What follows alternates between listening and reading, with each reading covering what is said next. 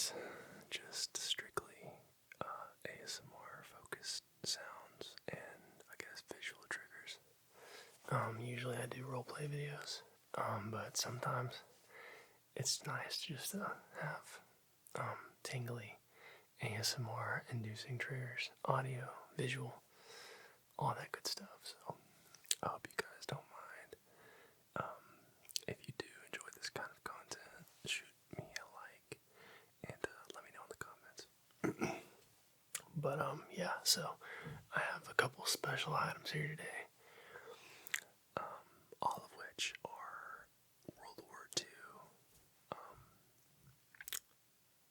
items, miscellaneous items. We've got a World War II helmet. This is an authentic World War II helmet, but it has been refurbished, professionally refurbished. And then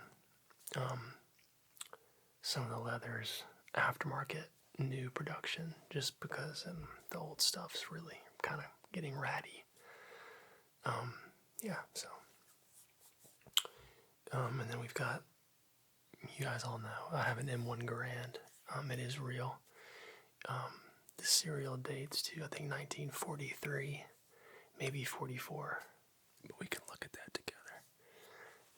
And all the parts on it are period correct for that rifle. I think there's only one part that's not. And then we also have a World War II GI, US GI chest rig, magazine pouch / first aid kit holder. So I do have M1 Garand magazines and 30-06 M1 Garand ammo.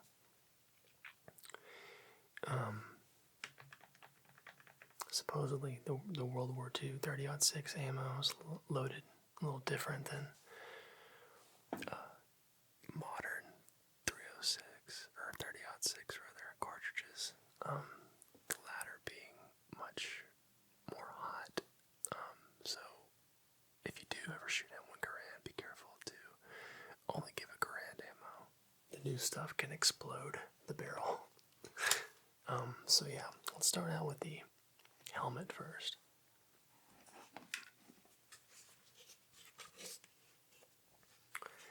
So we have here is a 506 parachute regiment helmet. As you can see with the insignia on the side, this particular helmet is has the mesh on top that's used to put camouflage into the netting. I did the camouflage netting stuff myself here with the old burlap. Literally just cut in strips.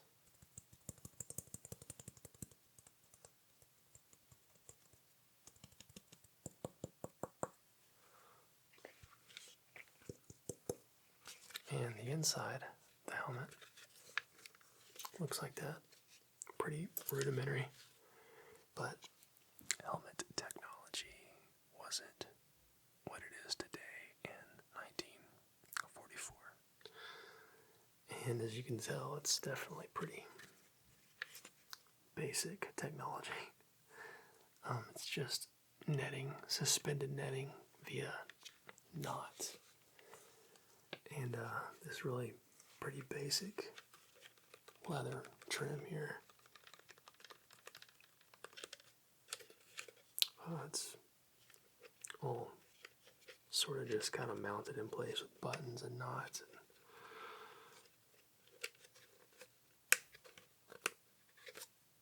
Yeah, so as you can see, the airborne helmets had not only a normal chin strap, which could be used around the chin, or could be used to further fasten in the liner to the actual steel shell of the helmet. But the airborne helmets had these special airborne chin straps, and these were used around the chin, obviously, on the soldiers that jumped out of airplanes, rather. As you can imagine, the shock of the air, you would need something more robust to keep the helmet from flying off your head. So that's why these chin straps are made like that.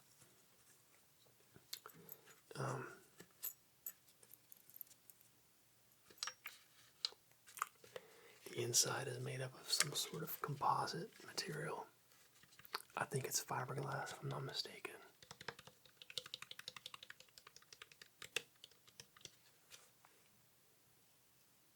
Yep. But as far as the camouflage goes on this particular helmet, I used burlap, but they would have used really anything they could get their hands on to create sort of a breakup pattern in the helmet. It's got fake snow on it from one of our previous World War II role plays.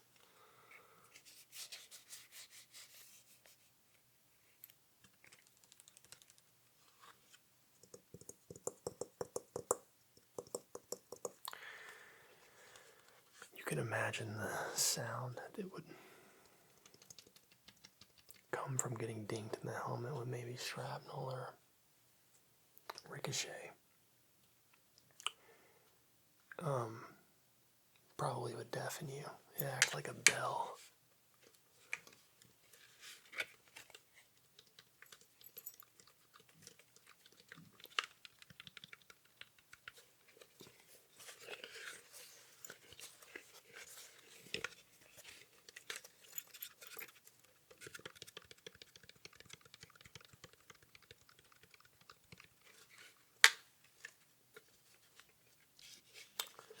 So yeah, I mean, I'm not super knowledgeable on all the variants of helmets used by any force during World War II or any conflict or war for that matter, but I do know that this is a very good example of what, for instance, someone from Easy Company would have worn on D-Day back in 1944.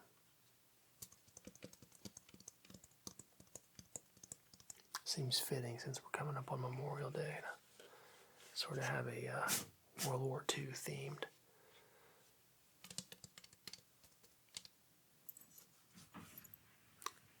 ASMR video. So that's what our helmet looks like.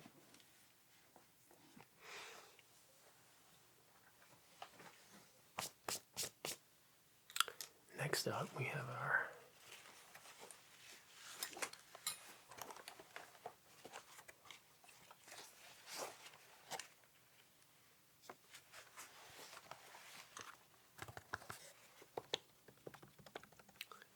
World War II chest rig.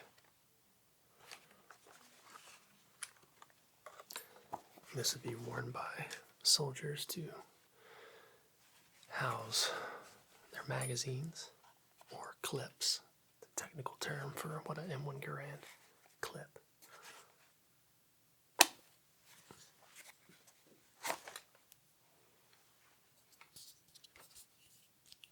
So this is what an M1 Garand clip looks like.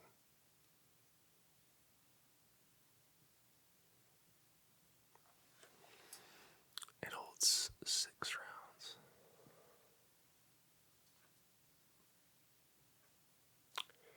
And those of you that are familiar with 30-06 rounds will know that it is a very hard-hitting round. It is a large bullet, rather, compared to what troops nowadays use, which would be the 5.56 in most cases. This is a much larger round.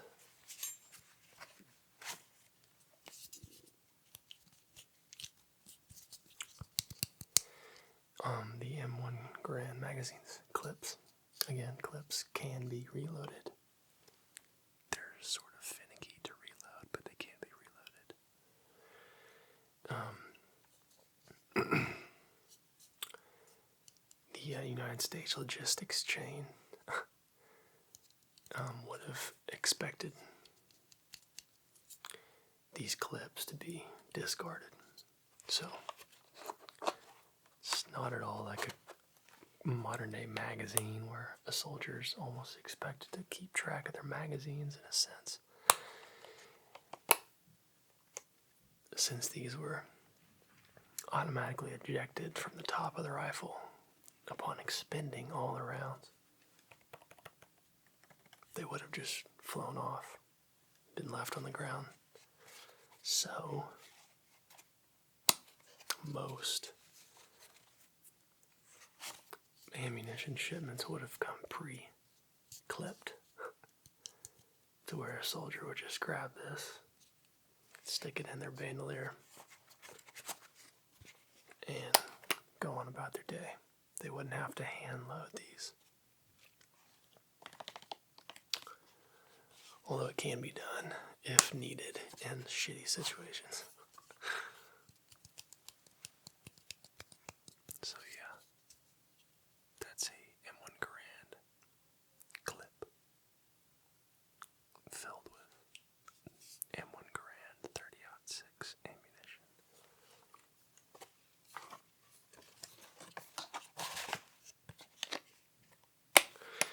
This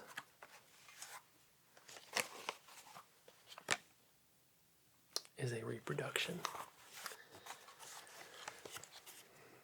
a clone, but all the prints are accurate.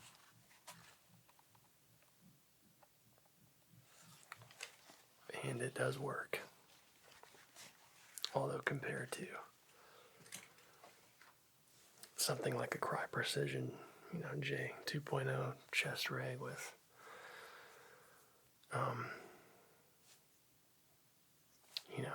all the new tech and magazine holders and all that good stuff is very, very archaic. But in 1940s, it would have been on par with everything else in the world. So here we have our M1 Garand. This thing weighs as much as I do. It's a really heavy rifle. I don't really know exactly what they weighed, but I can tell you it's a lot. Deceptively heavy, actually. You see the movies of the soldiers just running around with these like they're paperweights. Just lighter than a feather, but this is a grown man's gun. This is a very heavy rifle.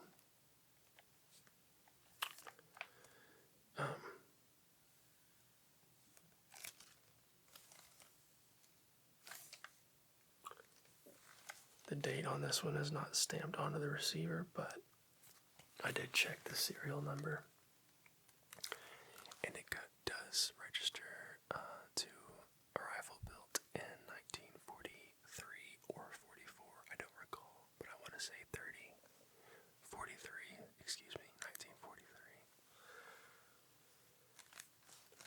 Yeah. So the stock is made of wood.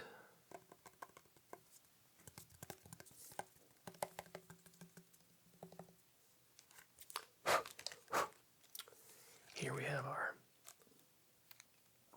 rear sight and sight adjustments.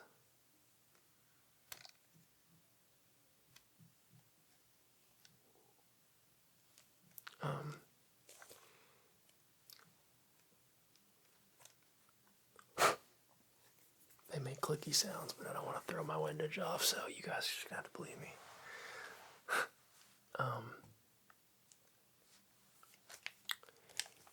Here we have our action that, when pulled back all the way, does stick in place.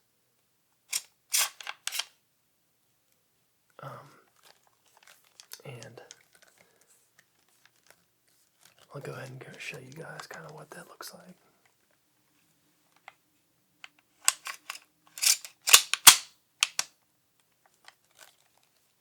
So that's pulled all the way back.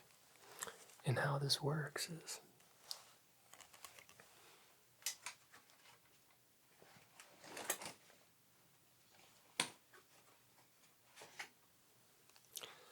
there's a little slot here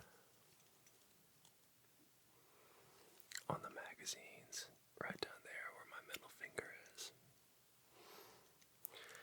And it just sits here in the slot.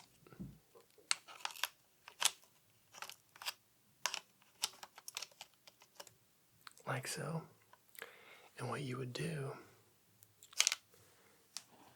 is have your hand like this so that the action can't move forward when you compress that spring in there to load the magazine.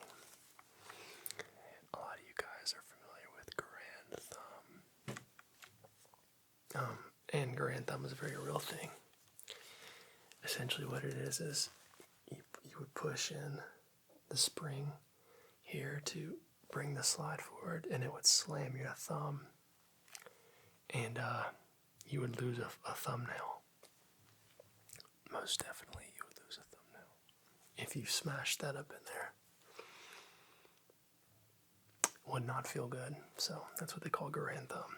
And to prevent that, you would keep your hand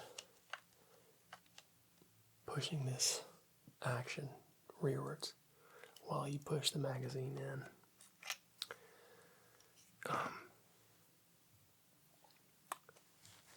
I'll go ahead and do it for you guys so you guys can see what that looks like.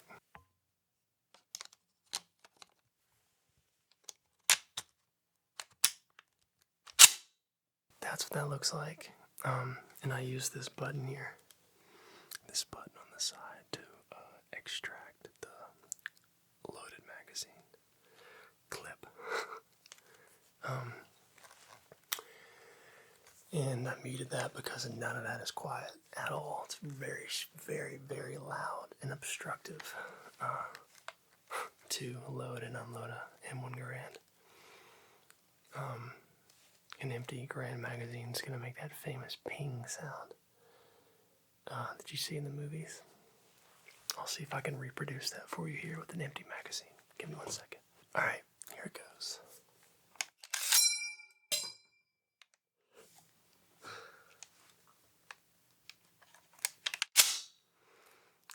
As you can see, that's quite loud. If it's not loud, it's because I turned the volume down on it. But yeah, so that's how the M1 Garand works. The safety is right here.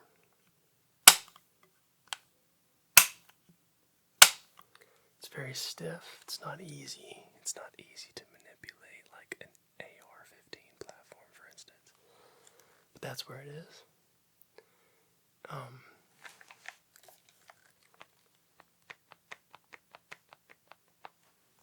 The foregrip there is supposed to be loose for when the barrel heats up and expands and contracts. And then we have our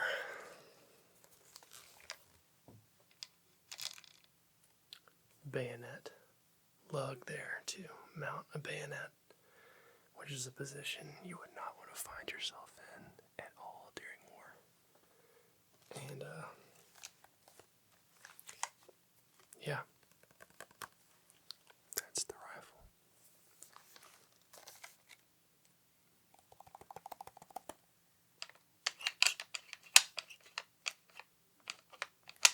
Hopefully you found this relaxing. We have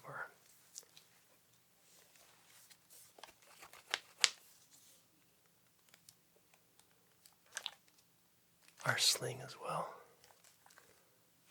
So yeah, that's how that all works.